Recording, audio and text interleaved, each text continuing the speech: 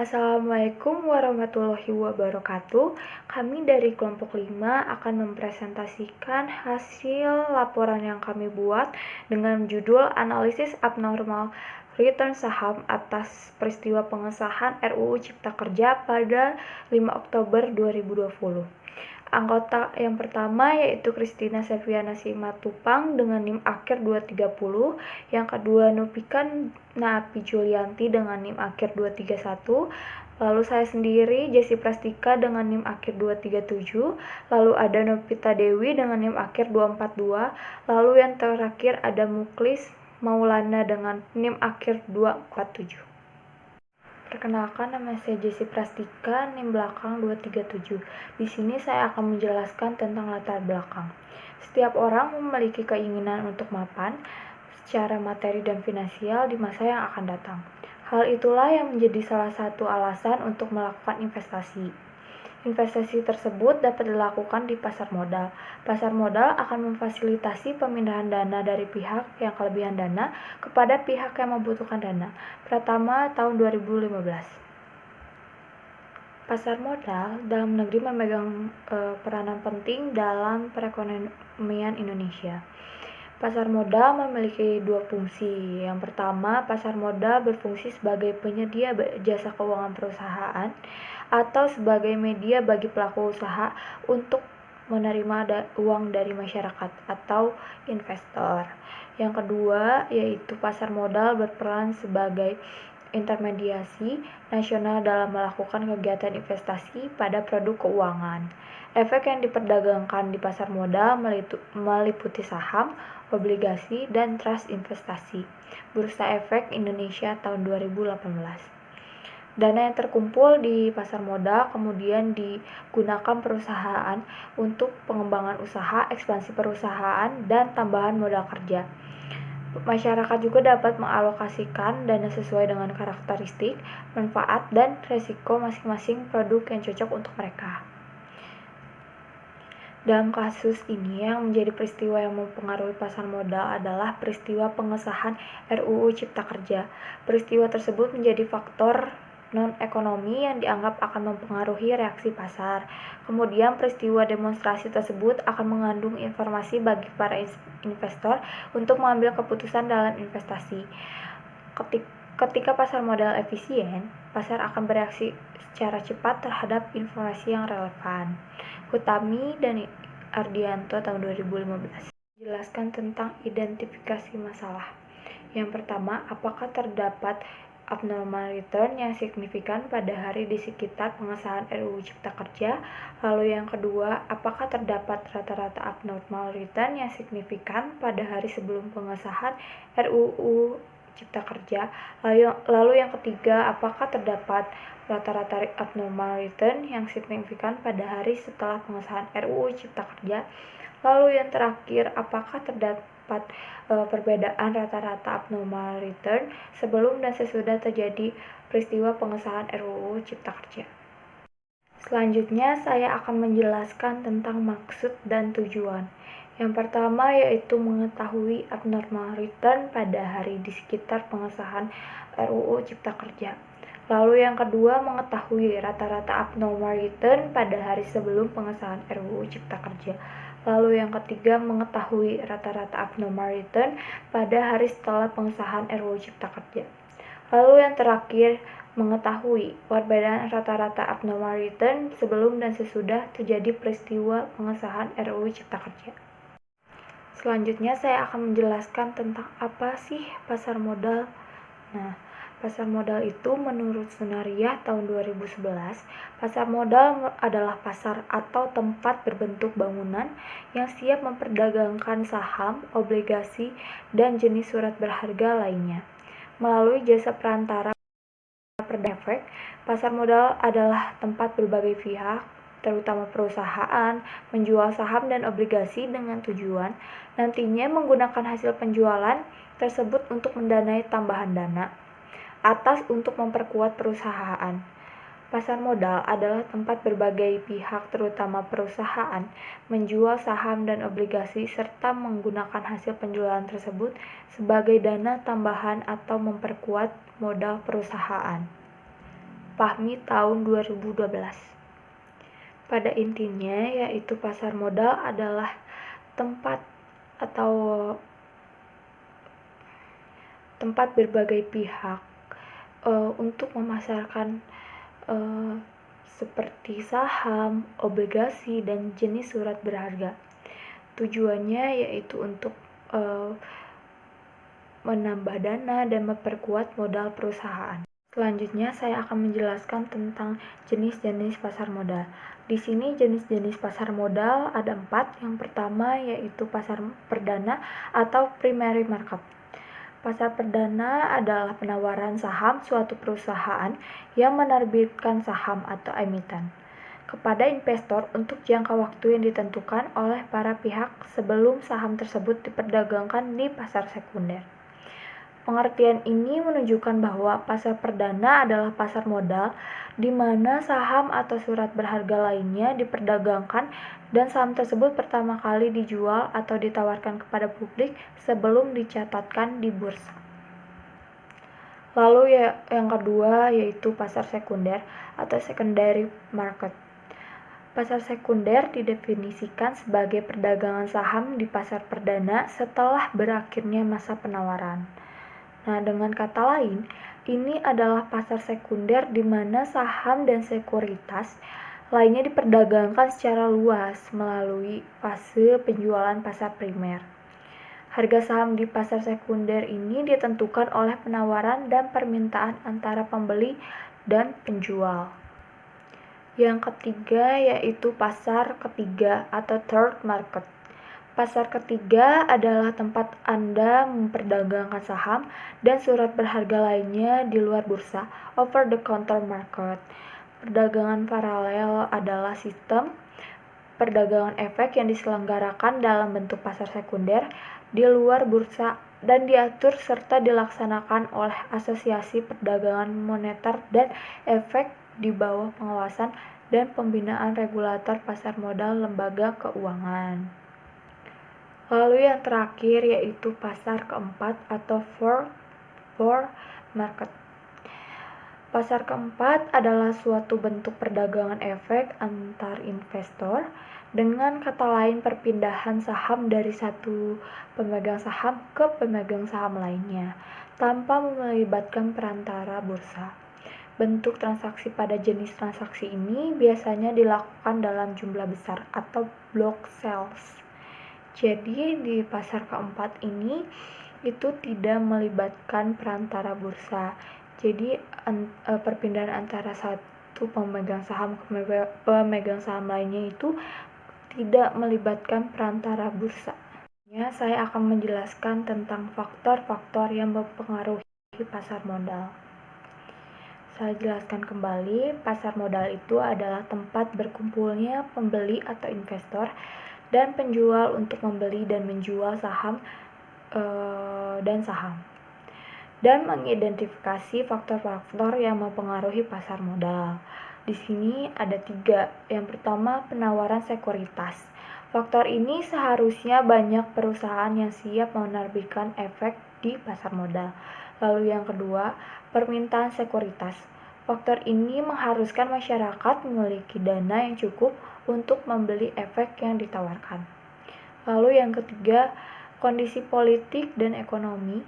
Faktor ini mempengaruhi penawaran dan permintaan efek. Situasi politik yang stabil berkontribusi pada pertumbuhan ekonomi dan pada akhirnya mempengaruhi penawaran dan permintaan sekuritas.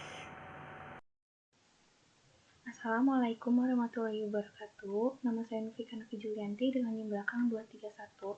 Di sini saya akan menjelaskan tentang efisiensi pasar. Pasar yang efisien adalah ketika saham sesuai dengan penilaian dari waktu ke waktu dalam investasi. Berarti bahwa saham apapun selalu dapat diperdagangkan dengan harga yang wajar. Nah, di sini terdapat bentuk efisiensi pasar. Terdapat 3 macam, yaitu yang pertama, saham sepenuhnya mencerminkan informasi masa lalu, seperti estimasi, volume transaksi, dan peristiwa masa lalu. Yang kedua, format efisiensi pasar semi kuat, yaitu sejarah informasi dan keterbukaan informasi, termasuk informasi atas laporan keuangan tahunan, di mana efisiensi pasar terjadi ketika harga saham merupakan cerminan yang utuh dari keseluruhan. Informasi tersebut termasuk emiten yang hanya mempengaruhi harga saham emiten. Informasi yang mempengaruhi harga saham dari beberapa sekuritas. Lalu yang ketiga, pasar yang kuat dan efisien yaitu sekuritas sepenuhnya mencerminkan semua informasi dari emiten yang dikatakan efisien, termasuk informasi pribadi, Suganda 2018. Lalu ada jenis-jenis return. Yang pertama ada return realisasian atau realized return. Merupakan return yang telah terjadi yang dihitung berdasarkan data historis. Return realisasi penting karena digunakan sebagai salah satu pengukur kinerja perusahaan. Dapat dicari dengan rumus PT-PT-1 ditambah DT per PT-1 atau return sama dengan capital gain atau loss ditambah yield. Lalu yang kedua ada market model. Teknik ini menggambarkan hubungan antara sekuritas dengan pasar dalam sebuah persamaan regresi linear sederhana antara return sekuritas dengan return pasar. Digambarkan dengan persamaan RI sama dengan intercept dalam regresi ditambah koefisien regresi dikali tingkat pengembalian pasar ditambah kesalahan residu sekuritas. Lalu yang ketiga ada market adjusted model. Teknik ini menghitung return tak normal dengan menghilangkan pengaruh pasar terhadap return harian pasar.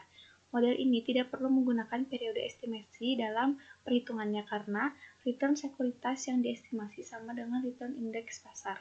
Return ini dihitung dengan rumus ERI sama dengan RM. Lalu ada abnormal return. Abnormal return merupakan return yang didapat investor yang tidak sesuai dengan harapan. Menurut Sugianto 2013, return tidak normal atau abnormal return ialah selisih antara return sesungguhnya yang terjadi dengan return ekspektasian. Abnormal return juga dapat terjadi karena adanya kejadian-kejadian tertentu, contohnya hari libur nasional, awal bulan, suasana politik yang tidak menentu, kejadian-kejadian yang luar biasa, stock split, penawaran perdana saham atau IPO, lalu kebijakan pemerintah dan lain-lain. Lalu di sini terdapat tahap-tahap dalam menghitung abnormal return. Yang pertama, menghitung return sesungguhnya dengan cara RI sama dengan PIT min PIT min 1 per PIT min 1. PIT yaitu harga saham pada periode KT, lalu PIT min 1 yaitu harga saham sebelum periode KT. Lalu ada return tidak normal. Caranya RTN LT sama dengan RIT dikurang EERIT. RTN merupakan return tidak normal, lalu RIT-nya abnormal return pada hari KT dikurangi ERT atau return ekspektasian. Lalu ada menghitung return pasar dengan cara RM sama dengan IHSGT min IHSGT min 1 per IHSGT min 1. RM yaitu market return pada hari KT, IHSGT merupakan indeks harga saham gabungan pada hari KT, lalu IHSGT min 1 yaitu indeks harga saham gabungan pada hari KT min 1. Lalu ada event study, yaitu studi peristiwa merupakan suatu studi yang mempelajari reaksi terhadap suatu peristiwa yang informasinya dipublikasikan sebagai suatu pengumuman. Jogianto 2010. Lalu menurut Tandelin 2010, peristiwa yang menjadi fokus penelitian dapat dibedakan menjadi beberapa jenis. Yang pertama, studi peristiwa konvensional, mempelajari respon pasar terhadap peristiwa yang sering terjadi dan diumumkan secara terbuka oleh perusahaan. Contohnya yaitu peristiwa pengumuman laba, pengumuman dividen, dan lain-lain. Lalu yang kedua, studi peristiwa cluster, mempelajari respon pasar terhadap peristiwa yang diumumkan secara terbuka yang terjadi pada waktu yang sama dan berdampak pada sekelompok klaster perusahaan tertentu. Klaster ini bersifat relatif sempit hingga luas. Contohnya, pengumuman pemerintah membuat regulasi pada industri tertentu sehingga diperkirakan akan berdampak pada aliran kas perusahaan. Lalu yang ketiga, studi peristiwa tak terduga atau unanticipated event, merupakan studi peristiwa cluster yang mempelajari respon pasar terhadap suatu peristiwa yang tidak terduga. Contohnya, kebocoran nuklir 3 Mile Island terhadap return tak normal perusahaan utilitas bertenaga nuklir dan non-nuklir.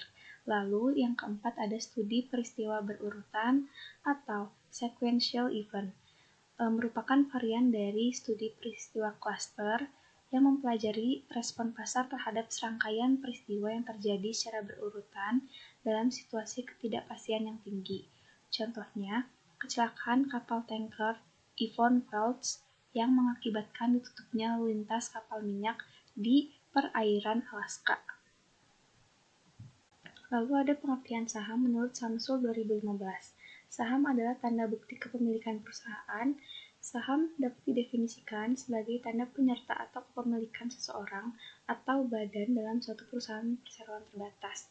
Dengan memiliki saham, seseorang atau badan memiliki klaim atas pendapatan perusahaan dan klaim atas aset perusahaan, dan berhak hadir dalam RUPS atau Rapat Umum Pemegang Saham.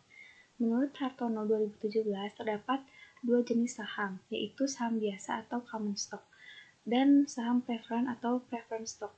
Yang pertama, saham biasa common stock. Jika perusahaan hanya mengeluarkan satu kelas saham saja, maka saham ini disebut dengan saham biasa.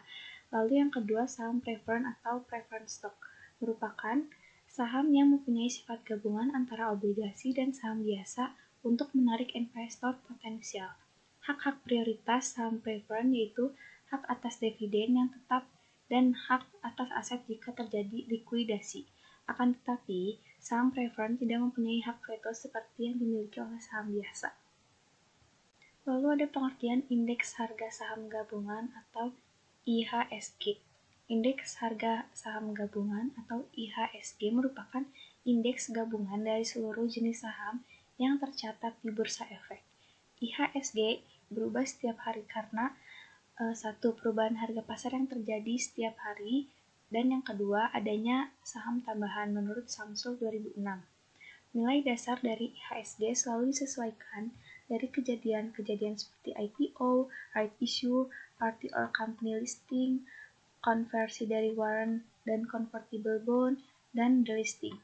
Kejadian-kejadian yang tidak mengubah pasar secara total tidak akan mengubah nilai dasar IHSG seperti pemecah lembar saham, dividen berupa saham, dan bonus issue menurut Jogianto 2010. Lalu pengertian indeks saham LQ45, yaitu jenis indeks saham ini adalah indeks saham alternatif selain IHSG.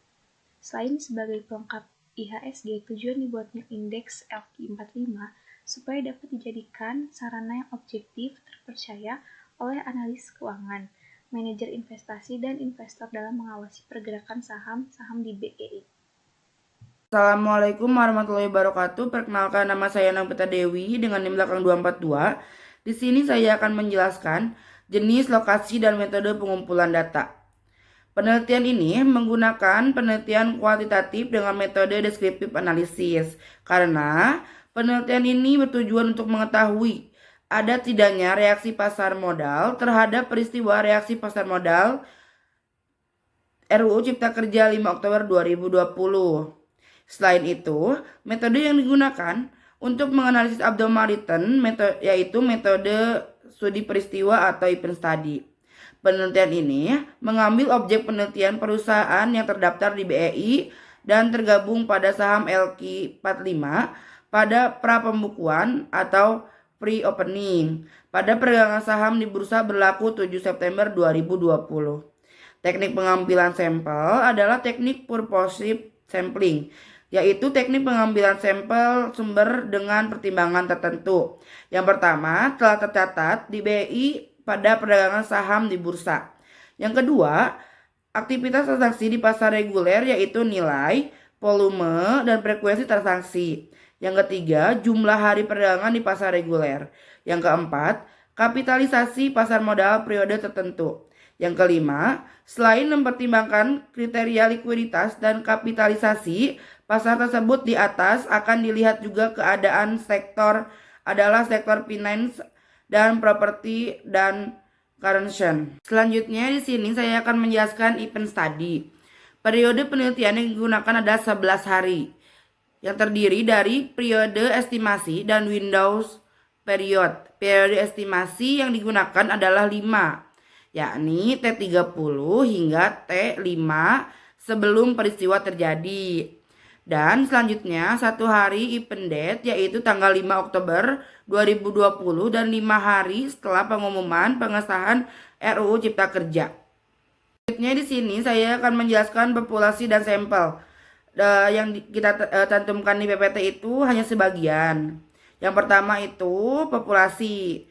Kode sahamnya ACSS atau Akses, namanya As Hardware Indonesia Tbk. Sektornya Trade, Service, dan Investment. Yang kedua ada ADRO atau ADRO, namanya Adro Energi Tbk.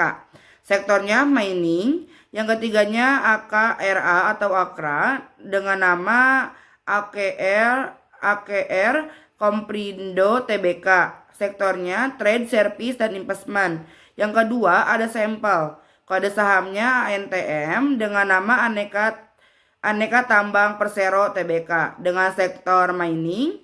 Yang kedua ada BBCA dengan nama Bank Sentral Asia Tbk, sektornya finance. Yang ketiga ada BSDE dengan nama Bumi Semprong Damai Tbk, sektornya properti dan construction. Selanjutnya di sini saya akan menjelaskan uji hipotesis statistik. Pengujian hipotesis menggunakan one sample test dan variate sample test. Hipotesis statistik dan penelitian ini yaitu HO berbanding mu1 sama dengan 0, tidak terdapat abnormal return yang disignifikan pada hari di sebelum pengumuman peristiwa pandemi COVID-19 pada perusahaan yang terdaftar di LQ45 di Bursa Efek Indonesia. Yang kedua, HA berbanding mu1 tidak sama dengan 0, terdapat abnormal return yang signifikan pada hari di sekitar pengumuman peristiwa pandemi COVID-19 pada perusahaan yang terdapat di LQ45 Bursa Efek Indonesia. Ketiga ada HO banding mu1 sama dengan mu2 sama dengan 0, tidak terdapat perbedaan abnormal return sebelum dan sesudah pengumuman peristiwa pandemi COVID-19 pada perusahaan yang terdapat di LQ45 di Bursa Efek Indonesia.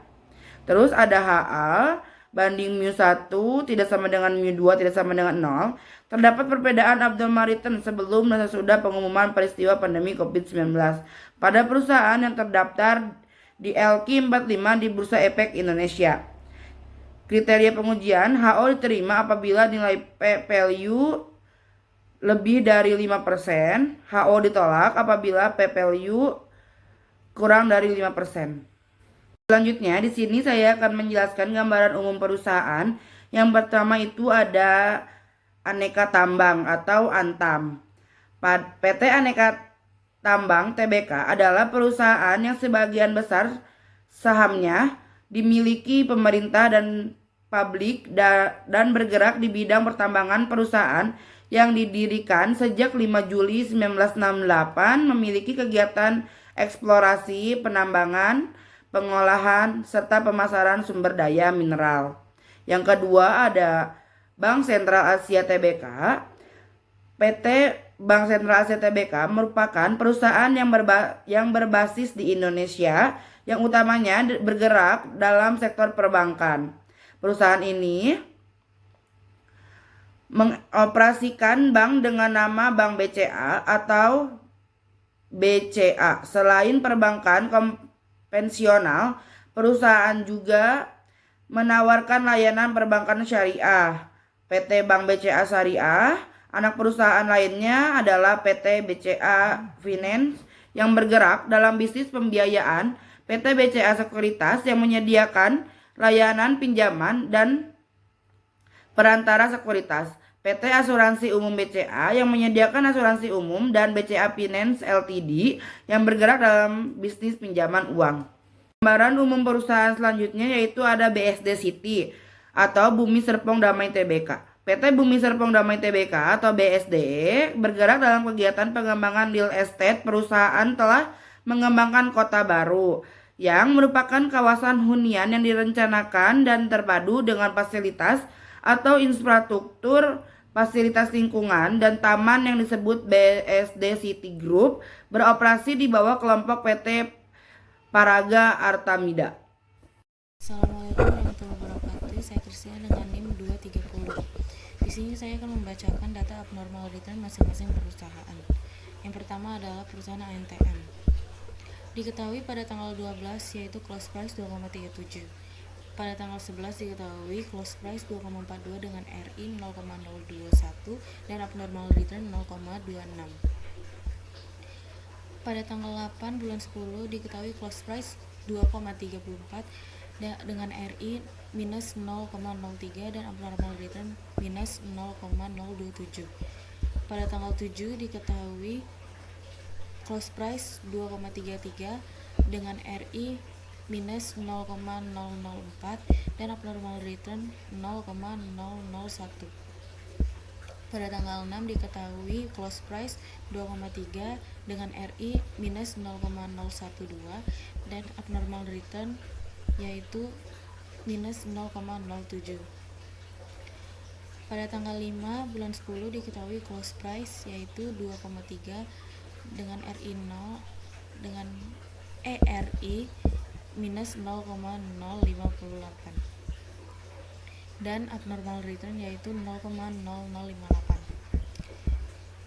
Pada tanggal 4 bulan 10 diketahui close price 2,31 dengan RI 0,004 dan abnormal return 0,010. Pada tanggal 1 diketahui close price 2,22 dengan RI minus 0,038 dan abnormal return yaitu minus 0,031. Pada tanggal 30 bulan 9 diketahui close price yaitu sebesar 2,29 dengan RI 0,031 dan abnormal return 0,037. Pada tanggal 29 bulan 9 diketahui close price yaitu 2,31 dengan RI 0,008 dan abnormal return sebesar 0,014. Pada tanggal 28 bulan 9 diketahui close price 2,27 dengan RI minus 0,017 dan abnormal return sebesar minus 0,011. Total RI diketahui yaitu minus 0,40 dan AAR 0,017. Kemudian saham kedua yaitu BBCA. Pada tanggal 12 bulan 10 diketahui close price yaitu 7,32. Pada tanggal 11 bulan 10 diketahui close price 7,255 dengan RI 0,008 dan abnormal return 0,007. Pada tanggal 8 bulan 10 diketahui close price yaitu 7,29 dengan return yang diharapkan yaitu 0,004 dan abnormal return yaitu 0,020. Pada tanggal 7 bulan 10 diketahui close price yaitu 7,16 dengan RI minus 0,017 dan abnormal return minus 0,0018. Pada tanggal 5 bulan 10 diketahui RI yaitu close price yaitu 6,945 dengan RI yaitu minus 0,327, ERI minus 0,16 dan abnormal return yaitu 0,0162. Pada tanggal 4 bulan 10 diketahui close price yaitu 6,96 dengan RI 0,002 dan abnormal return 0,018. Pada tanggal 1 bulan 10 diketahui close price yaitu 6,76 dengan RI minus 0,028 dan abnormal return yaitu minus 0,12. Pada tanggal 30 bulan 9 diketahui close price yaitu 7 dengan RI 0,035 dan abnormal return sebesar 0,051. Pada tanggal 29 bulan 9 diketahui close price 6,58 dengan RI minus 0,06 dan abnormal return yaitu minus 0,043. Pada tanggal 28 bulan 9 diketahui close price yaitu 6,52 dengan RI minus 0,009 dan abnormal return sebesar 0,006. Total RI yaitu minus 0,112 dan abnormal return yaitu 0,0048. Yang ketiga yaitu perusahaan BSDE. Pada tanggal 12 bulan 10 diketahui close price yaitu 1,11. Pada tanggal 11 bulan 10 diketahui close price yaitu 1,08 dengan RI minus 0,27 dan abnormal return yaitu minus 141,298. Pada tanggal 8 bulan 10 diketahui close price yaitu 1,1 dengan RI 0,018 dengan abnormal return negatif 1/1,25. Pada tanggal 7 bulan 10 diketahui close price yaitu 1,085 dengan RI minus 0,0136 dan abnormal return yaitu minus 141,28. Pada tanggal 6 bulan 10 diketahui close price yaitu 1,11 dengan RI 0,023 dan abnormal return sebesar negatif 141,24. Pada tanggal 5 bulan 10 diketahui close price yaitu 1,085 dengan RI negatif 0,022, ERI 141271 dan abnormal return yaitu negatif 141,294. Pada tanggal 4 bulan 10 diketahui close price yaitu 1,11 dengan RI 0,023 dan abnormal return negatif 1/1,24. Pada tanggal 1 bulan 10 diketahui close price yaitu 1,005 dengan RI minus 0,094 dan abnormal return minus 1/1,366. Pada tanggal 30 bulan 9 diketahui close price yaitu 1 dengan RI minus 0,004 dan abnormal return sebesar minus 141,276. Pada tanggal 29 bulan 9 diketahui close price yaitu 990 dengan RI 989 dan abnormal return 847,728. Pada tanggal 28 bulan 9 diketahui close price 990 dengan RI 0 dan abnormal return minus 1/1,271. Total RI yaitu 988,901 dan abnormal return sebesar minus 42,381. Berikut adalah hasil output SPSS dengan uji normalitas data, kolomograf Smirnov dan Shapiro-Wilk. Di sini perusahaan yang terkait yaitu BBRI, BBCA, INTP, BBNI, ANTM, BBTN, EXCL, KLBF, PWON, WIKA, INDF, TLKM, UNVR, GGRM, BSDE, dan BBR. Kemudian kesimpulan dari hasil output SPSS. Pada saham BBRI kesimpulan normal, saham BBCA normal, saham INTP normal, saham BBNI normal, saham ANTM normal, saham BBTN normal, saham EXCL normal, saham KLBF normal, saham PWON tidak normal, saham WIKA normal, saham INDF normal, saham TLKM tidak normal, saham UNVR normal, saham GGRM normal, saham BSDE tidak normal. Selanjutnya saham BBR normal. Kemudian saya akan membacakan hasil output SPSS dengan menggunakan one sample statistics. Diketahui di sini T51, T4, T3, T21, T1, T0, T plus 1, T plus 2, T plus 3, T plus 4, T plus 5, T plus 6, T plus 7, T plus 8, T plus 9, dan terakhir T plus 10 memiliki rata-rata DF yaitu 10. Baik, selanjutnya pada slide di sini yang menunjukkan hasil output one sample t-test yang diketahui memiliki nilai T yang masing-masing berbeda, dan nilai DF atau degree of freedom atau derajat kebebasan adalah paling banyak memiliki nilai 9. Dan untuk SIG atau untuk Taylor atau nilai signifikan dengan uji dua sisi yang rata-rata memiliki 0,00 dan yang paling terbesar ialah 0,670 pada nilai T plus 10. Jadi pada slide selanjutnya dari hasil output SPSS ini di sini yang disimpulkan pada nilai T min 4, T min 1, T plus 3, T plus 6 dan T plus 10 yaitu dengan kesimpulan tidak terdapat air yang signifikan dari Virate Sample T-Test, yaitu jika SIG lebih dari 0,05 maka HO diterima dan jika SIG kurang dari 0,05 maka HO ditolak. HO tidak terdapat perubahan dan perbedaan yang signifikan pada harga saham LQ45 yang tercatat di Bursa Efek Indonesia. HA terdapat perubahan dan perbedaan yang signifikan pada harga saham LQ45 yang tercatat di Bursa Efek Indonesia. Karena SIG sebesar 0,573 lebih besar dari alfa 0,5, maka HO diterima, artinya tidak terdapat perubahan dan perbedaan yang signifikan pada harga saham LQ45 yang tercatat pada Bursa Efek Indonesia.